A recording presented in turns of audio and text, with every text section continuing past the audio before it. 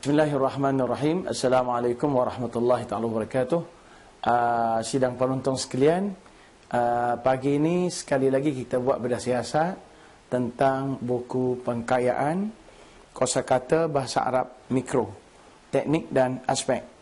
Dalam bahasa Arab, buku ini saya tulis bertajuk Turuq Iktisab Tharawatil Lughah Al-Arabiyyah Al-Wazifiyah wa Nawahiha, iaitu kesimpulannya ialah bagaimana untuk memperkayakan perbendaharaan kata bahasa Arab. Secara ringkas, buku ini mengandungi 11 bab utama, di mana bab pertama saya terangkan tentang masadir al-kalimat al-arabiyyah, sumber perkataan bahasa Arab, iaitu lebih menjurus kepada bagaimanakah teknik untuk kita mengumpul kosakata sebanyak mungkin dari sumber bahasa Arab yang betul. Maksudnya kita akan jelaskan bahawa kata sumber bahasa Arab itu sama ada dia bersifat kata teras atau kata bantu.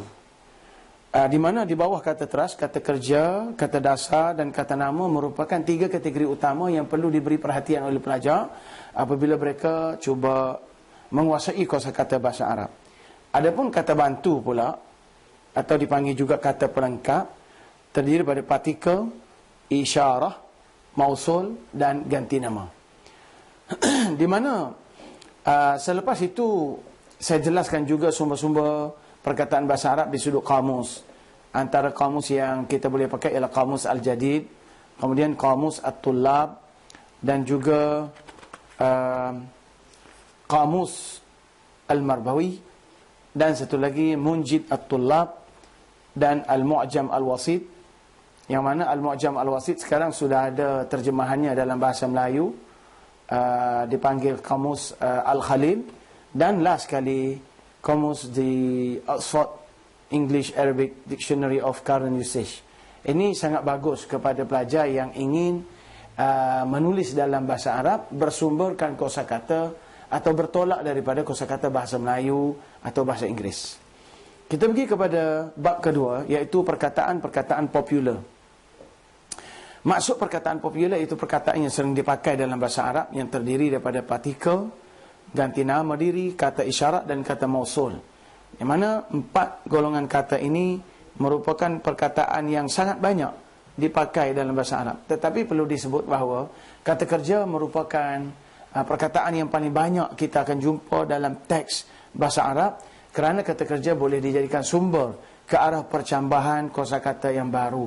Dalam bab 2 ini juga kita perkenalkan partikel sendi, partikel soal, partikel nafi, dan ganti nama diri dengan 14 bentuk yang wajib atau yang asas dalam bahasa Arab, khususnya bentuk-bentuk kata isyarah dan kata mausul, di mana golongan kata seperti ini adalah asas yang perlu diperkenalkan kepada pelajar apabila mereka ingin mempelajari bahasa Arab. Dalam bab 3 pula saya perkenalkan atau saya senaraikan sejumlah kata kerja mujarrad yang telah saya tapis daripada kamus bahasa Arab, iaitu kamus Al-Marbawi, di mana dalam muka surat 17 contohnya saya telah senaraikan perkataan ini dari bahasa Melayu, kemudian diikuti oleh senarai kata bahasa Arab, dan saya beri terjemahannya bersama konteks pemakaian perkataan tersebut. Contohnya, kalau saya ambil perkataan za'ama, yaz'amu, za'man, dengan arti agak atau sangka, saya beri satu contoh bagaimana dia digunakan dalam bahasa Arab. Contohnya, za'ama zillahu syaikhan, syabahan. Za'ama zillahu syabahan, dengan makna dia menyangka bayangnya itu hantu. Ini konteks gunaan.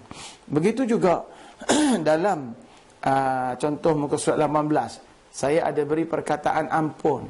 Contohnya, ghafara yaghfiru ghafran ghufranan, ghafara az-zamba. Jadi saya jelaskan bagaimana orang Arab guna ghafara az-zamba. Dengan kita tulis contoh begini, kalau orang itu memerhatikannya, dia akan faham kata kerja ini adalah kata kerja muta'addi yang memerlukan kepada maf'ulun bih. Begitulah senarai ini panjang. Saya teruskan sehingga sampailah ke muka surat 79. Dalam muka surat 79, senarai tadi saya tukar, di mana saya susun balik dalam bahasa Arab kepada bahasa Melayu. Jadi ini sama seperti kamus dalam pasaran yang ada. Tetapi untuk makluman, buku ini bukan kamus. Dia adalah senarai kosakata yang selalu dipakai. Jadi tidak semua perkataan bahasa Arab saya senaraikan di sini. Seterusnya yang paling penting lagi dalam buku ini, bab yang keempat, iaitu pada muka surat 143. Dalam bab keempat ini kita perkenalkan turuq isra' al-kalimat al-arabiyah, iaitu cara untuk memperkayakan perkataan bahasa Arab. Di sini saya perkenalkan satu kaedah bagaimana kita perlu fokus atau kita perlu ada, atau kita boleh panggil strategi untuk menangkap perkataan bahasa Arab, kemudian kita boleh menguasainya dengan cepat. Di mana kita perlu tahu bahawa kata bahasa Arab ini, kita fokus dulu kepada kata teras bahasa Arab. Di mana kata teras bahasa Arab ada 4, iaitu al-fa'lu, kata kerja, al-masdar, kata dasar atau kata sumber, al-sifah, kata sifat, dan al-ism, kata nama. Apa yang penting, di bawah setiap kategori tersebut, kita perlu faham. Kata kerja menunjukkan apa? Berlaku proses. Kata dasar menunjukkan nama kepada proses. Kata sifat menunjukkan ciri atau tabiat. Kata al-ism menunjukkan benda atau sesuatu. Okey, itu takrif dia. Tetapi apa yang lebih mustahak ialah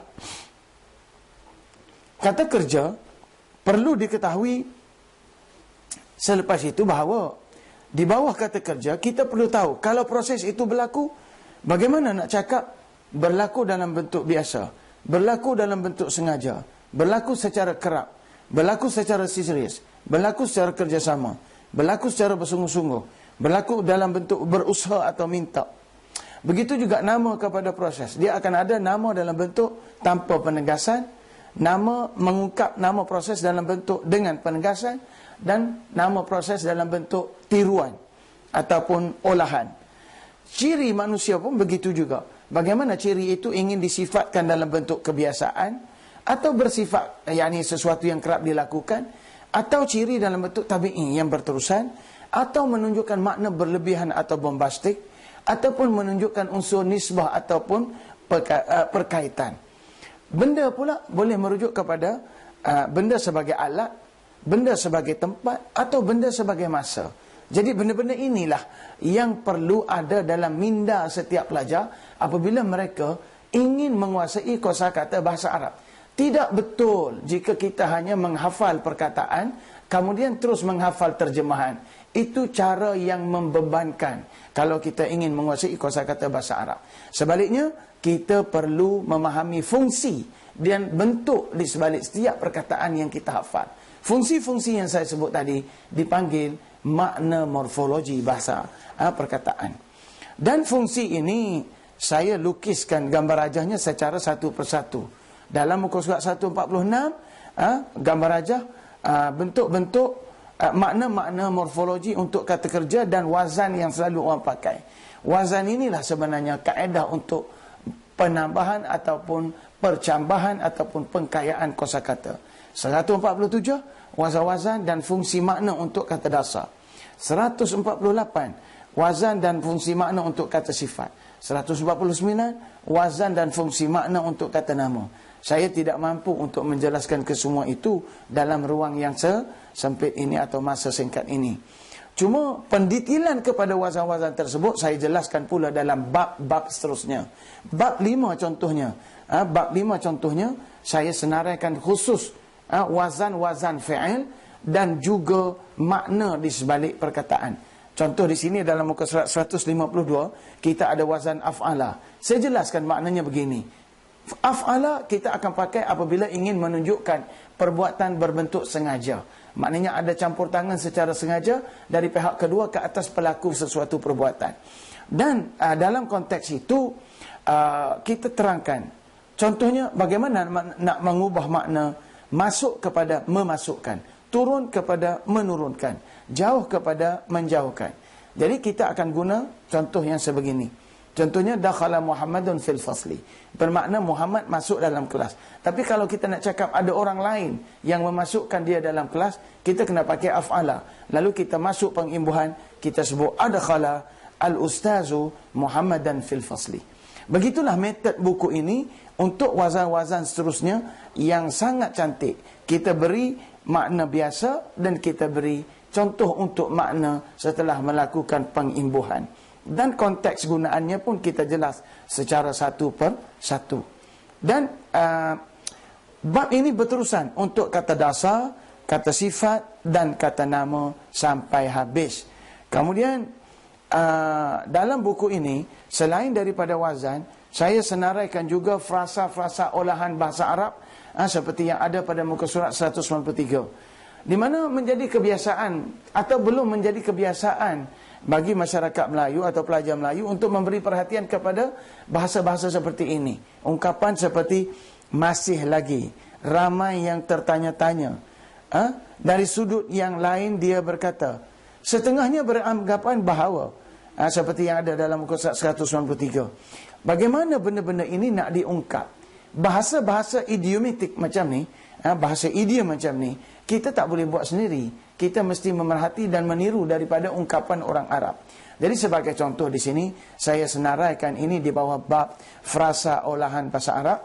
Dengan saya bahagi kepada pemula ayat dalam muka surat 193, 194 lenggok ayat, 195 bagaimana nak menyebut firman Allah Subhanahu Wa Taala, dan 196 saya ungkapkan pula ungkapan-ungkapan seerti, seperti contoh kita nak menyebut tanpa melihat kepada. Dalam bahasa Arab kita mungkin boleh kata biqata'in nazar an, bisarfin nazar an, wa ala niyyati adami wujudi, biduni nazar ila, dan sebagainya. Kemudian dalam muka surat 198 saya senaraikan pula al-murakkabat as-siyaqiyah, frasa olahan dalam bahasa Arab yang mana saya combine sekali dengan terjemahan bahasa Inggeris. Contohnya, macam mana kita nak kata ambil? Ambil memang akhaza. Tapi kalau nak cakap ambil berat, seperti dalam muka surat 199, ambil berat. Dalam bahasa Arab dia tak guna akhaza, dia guna unya bil amri. Jadi di sini dalam bahasa Inggeris dia kata to be concerned with or about something. Maknanya kita perlu tengok dua-dua terjemahan English dan Arab, kemudian kita banding dengan bahasa Arab, kita akan dapat juga makna yang sebenar dalam bahasa Melayu seperti yang saya senaraikan. Dan senarai bahasa macam ni panjang sehinggalah ke muka surat 219.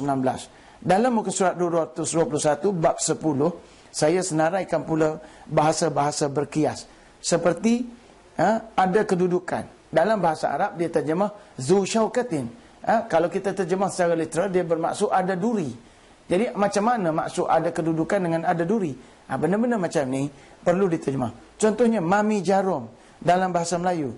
Kita nak cakap apa dalam bahasa Arab? Mereka cakap yamshi bainal qaum bil hatab, atau kita panggil an-nammam. Begitu juga air muka dalam bahasa Arab dia terjemah sebagai ma'ul jabin. Allah menjemputnya. Dia terjemah ista'sarahullah, atau ista'sarallahu fulanan. Ini saya buat dari muka surat 221 sehinggalah ke akhir buku ini. Jadi saya cadangkan buku ini sesuai kepada semua pelajar bahasa Arab peringkat menengah dan juga peringkat universiti. Wallahu a'lam bissawab.